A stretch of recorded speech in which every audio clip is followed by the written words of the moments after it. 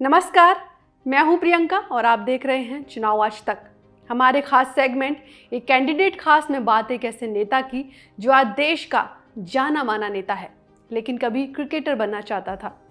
एक मैच में तो उसने वेंकटेश प्रसाद से ज्यादा विकेट ले लिए थे। उन्हें मुसलमानों का नेता कहा जाता है, लेकिन उनके छोटे भाई ने ईसाई लड़की से शादी की है। वो अपनी बात तर्क के साथ रखते हैं और संविधान की गहरी समझ भी रखते हैं। पेशे से वकील हैं और अब भारतीय राजनीति का एक अहम किरदार हैं।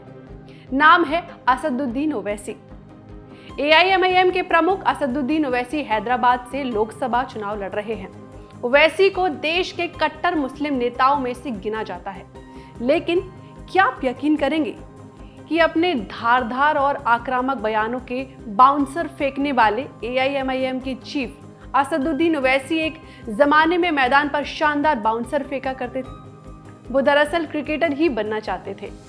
90 के दशक में विजय ट्रॉफी के एक मैच में उस्मानिया यूनिवर्सिटी की तरफ से खेलते हुए ओवैसी ने 6 विकेट लिए और मजे की बात यह रही कि इसी मैच में बेंगलुरु की टीम की तरफ से खेलते हुए जाने माने तेज गेंदबाज वेंकटेश प्रसाद सिर्फ 2 विकेट ले पाए थे।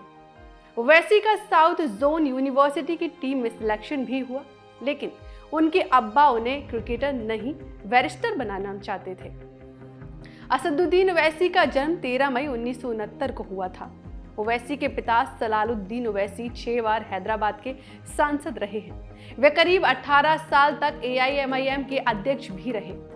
वो सियासत में इतने एक्टिव थे कि उन्हें बेटे का क्रिकेट खेलना रास नहीं आया, लिहाजा हैदराबाद की उस्मानिया यूनिवर्सिटी से बीए करते ही असदुद्दीन ओवैसी को आगे की पढ़ाई के लिए लंदन भेज दिया गया। लंदन के लिंकन इन से ओवैसी ने बैचलर ऑफ लॉ और बैरिस्टर एट लॉ की पढ़ाई की। इससे पहले उन्होंने शुरुआती पढ़ाई हैदराबाद पब्लिक स्कूल से की थी। लंदन से लौटने के बाद उन्होंने वकालत शुरू की। इस बीच 1996 में ओवैसी की फरहीन से शादी हुई। ओवैसी का एक बेटा और 5 बेटियां हैं। जहां तक उनके राजनीतिक सफर की शुरुआत का सवाल है, तो वो शुरुआत 1994 में हुई।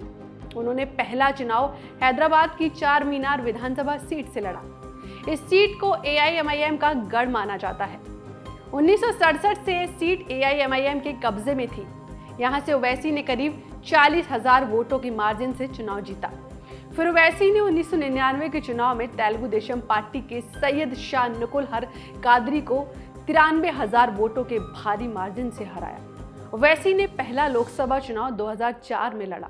उनके पिता सलालुद्दीन ने खराब स्वास्थ्य का हवाला देते हुए हैदराबाद सीट से चुनाव लड़ने से इनकार कर दिया।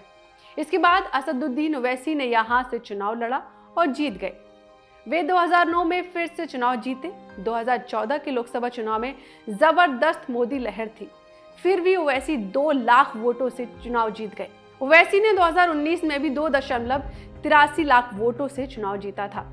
अब असदुद्दीन के छोटे भाई अकबरुद्दीन भी राजनीति में हैं। उन्हें कट्टर मुस्लिम नेता माना जाता है, लेकिन उन्होंने ईसाई लड़की सबीना से शादी की है, जिसके बाद पिता और उनके मतभेद भी हो गए थे। हालांकि बाद में सबीना को इस्लाम कबूल कराया गया और विवाद सुलझ गया। असदुद्दीन और अकबरुद्दीन दोनों अपने विवादास्पद बयानों के बीच चर्चा में रहे हैं। 2018 में महाराष्ट्र के लातूर में एक सभा को संबोधित करते हुए असदुद्दीन ओवैसी ने कहा था कि संविधान में कहीं भी नहीं लिखा कि किसी को भारत माता की जय बोलना ही है। उन्होंने साफ कहा था कि अगर आप मेरे गले पर चाकू भी रखेंगे तो भी मैं भारत माता की जय नहीं बोलूंगा। बहरहाल इसमें कोई दो राह नहीं है कि ओवैसी भाइयों ने हैदराबाद की एक छोटी सी पार्टी को पूरे भारत में पहचान दिला दी है। लेकिन अब देखना ये दिलचस्प होगा कि इस बार की लोकसभा चुनाव में ओवैसी को जनता का कितना सपोर्ट मिलता है। उम्मीद है आपको हमारे वीडियो पसंद जरूर आया होगा। यदि पसंद आया हो तो हमारे चैनल को लाइक और सब्सक्राइब जरूर करें। चुनाव से संबंधित तमाम खबरों और जानकारी के लिए देखते रहिए चुनाव आज तक। फिलहाल मुझे दीजिए इजाजत। नमस्कार।